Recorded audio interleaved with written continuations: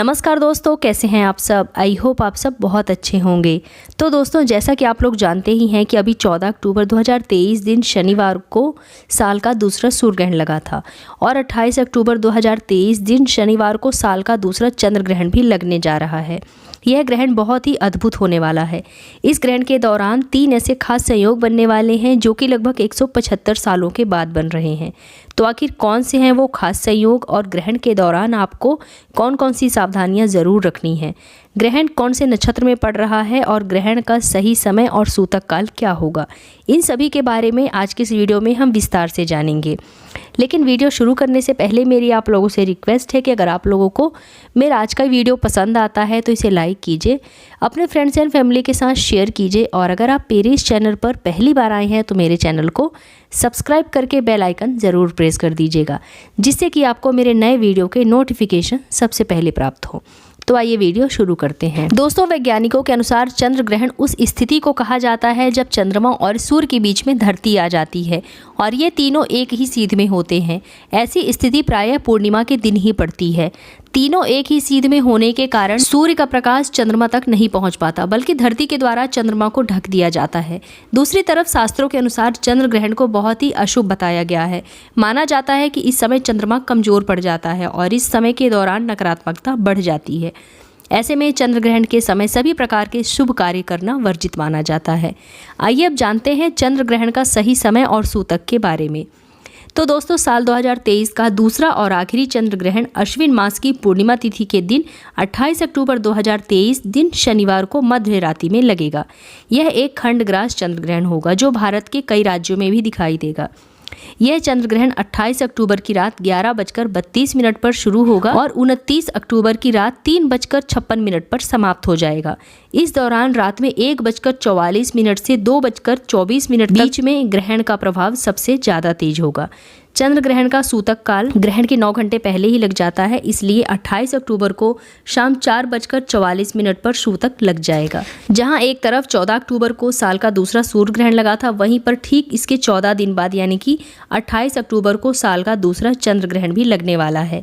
शास्त्रों के अनुसार ऐसा माना जाता है कि यदि एक ही माह में 15 दिन के अंदर 2 ग्रहण लगे तो ये बहुत ही अशुभ संयोग माना जाता है। ऐसे में अश्विन माह की अमावस्या तिथि के दिन जहां एक तरफ सूर्य ग्रहण लगा था, तो वहीं पर अश्विन माह की पूर्णिमा तिथि पर साल का दूसरा चंद्र ग्रहण लगने जा रहा है। तो ऐसे में ये दोनों ग्रहण बहुत ही अशुभ होने वाले हैं और इस ग्रहण से आपको बहुत ज़्यादा सावधान रहने की भी ज़रूरत है। दोस्तों, आपको बता दें कि यह संयोग कई वर्षों के बाद एक ही बार होता है। इस ग्रहण में एक और बहुत ही भयानक संयोग है। दोस्तों, आपको बता दें कि 14 अक्टूबर सूर्य ग्रहण के दिन शनिवार का दिन था और 28 अक्टूबर चंद्र ग्रहण के दिन भी शनिवार है, यानी कि दोनों ही ग्रहण शनिवार के दिन लगेंगे। माना जाता है कि शनिवार को लगने वाला ग्रहण बेहद ही दुर्लभ होता है।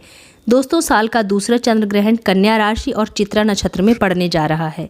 जैसा कि आप सब जानते ही होंगे कि चंद्र ग्रहण में सूतक काल ग्रहण लगने के ठीक 9 घंटे पहले ही शुरू हो जाता है।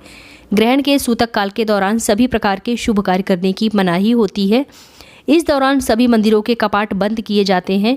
अगर आपको ग्रहण लगने का सही समय पता है तो आप उसमें से 9 घंटे घटाकर सूतक काल जान सकते हैं। चलिए अब जानते हैं कि ग्रहण कौन कौन से देशों में दिखाई देगा।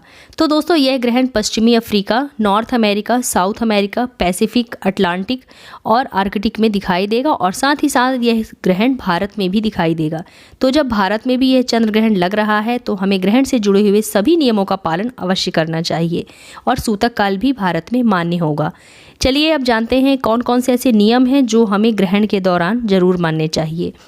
तो दोस्तों, शास्त्रों के अनुसार ग्रहण के दौरान ऐसा कहा जाता है कि हमें कभी भी भोजन नहीं पकाना चाहिए और ना ही भोजन खाना चाहिए। इस दौरान पानी भी नहीं पीना चाहिए। हालांकि बच्चे, बुजुर्ग और बीमार लोगों पर ये नियम लागू नहीं होते हैं, तो वो लोग ज़रूरत पड़ने पर भोजन भी कर सकते हैं और पानी वगैरह भी पी सकते हैं। चंद्र ग्रहण को कभी भी खुली आंखों से नहीं देखना चाहिए। चंद्र ग्रहण के दौरान ये किरणें आपकी आंखों को नुकसान पहुंचाती है क्योंकि इससे बहुत सारी नकारात्मक किरणें निकलती हैं। चंद्र ग्रहण देखने के लिए आपको उचित उपकरणों का प्रयोग करना चाहिए। शास्त्रों में कहा गया है कि ग्रहण के दौरान भगवान की मूर्ति व पूजा पाठ की सामग्री को हाथ नहीं लगाना चाहिए। ऐसे में तुलसी के पौधे को भी छूना मना होता है। कहते हैं कि सूतक से पहले ही तुलसी के पत्ते को तोड़ लेना चाहिए। सूतक से लेकर ग्रहण समाप्त होने तक तुलसी के पौधे को भी हाथ नहीं लगाना चाहिए। ग्रहण के दौरान खाने पीने की चीज़ों में तुलसी का पत्ता डाल देने से उस पर ग्रहण का प्रभाव नहीं पड़ता है। ग्रहण के बाद भोजन से तुलसी की पत्तियों को निकाल कर ही आपको भोजन करना चाहिए। दोस्तों, ग्रहण के समय में हमें कभी भी सुनसान जगह पर और चौराहे पर नहीं जाना चाहिए, क्योंकि माना जाता है कि ग्रहण के समय ऐसी जगहों पर नकारात्मक शक्तियां जागृत हो जाती हैं।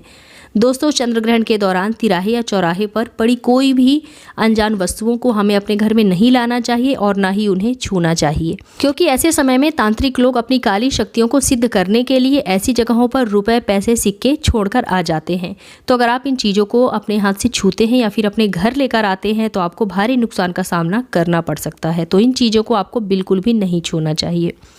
चंद्र ग्रहण के दौरान हमें अपने बाल व नाखूनों को भी काटना नहीं चाहिए, क्योंकि ऐसा करना शास्त्रों में बहुत ही अशुभ बताया गया है। ग्रहण के दौरान हमें इस बात का खास ख्याल रखना चाहिए। हम अपने पूजा स्थल में प्रवेश ना करें और ना ही हमें मंदिरों में प्रवेश करना चाहिए।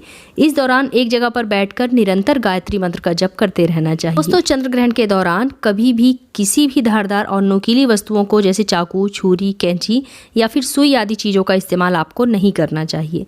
इस दौरान कपड़े ना तो काटने चाहिए और ना ही सिलने चाहिए और ना ही सुई का इस्तेमाल आपको करना चाहिए। और फल और सब्जी काटने के लिए चाकू, छुरी का इस्तेमाल भी आपको नहीं करना चाहिए। तो दोस्तों, ये कुछ विशेष नियम हैं जिन्हें हमें ग्रहण के दौरान जरूर मानना चाहिए। चंद्र ग्रहण समाप्त होने के बाद हमें अपने घर की अच्छी तरह से साफ सफाई करनी चाहिए और पोछा लगाने वाले पानी में थोड़ा सा नमक डालकर पोछा लगाना चाहिए, क्योंकि इससे घर की सारी नकारात्मक ऊर्जा समाप्त हो जाती है। और नहाने के पानी में थोड़ा सा गंगा जल डालकर आपको स्नान करना चाहिए। इसके साथ ही हमें अपने पूरे घर में व पूजा स्थल में गंगा जल का छिड़काव करना चाहिए। दोस्तों, क्योंकि ये ग्रहण शनिवार के दिन लग रहा है तो ऐसे में इस ग्रहण में दान करने का महत्व तो बहुत ही ज़्यादा बढ़ जाता है। तो ग्रहण के बाद आपको काली वस्तुओं का दान अवश्य करना चाहिए, जैसे कि आप काला कंबल, काला जूता या फिर काले रंग का छाता या फिर काले रंग के वस्त्र आप दान में दे सकते हैं। ऐसा करने से ग्रहण का दुष्प्रभाव आपके ऊपर नहीं पड़ेगा। तो दोस्तों, उम्मीद करती हूँ कि आप लोगों को मेरे द्वारा दी गई जानकारी ज़रूर पसंद आई होगी। तो मिलते हैं अपने नेक्स्ट वीडियो में, तब तक के लिए नमस्कार।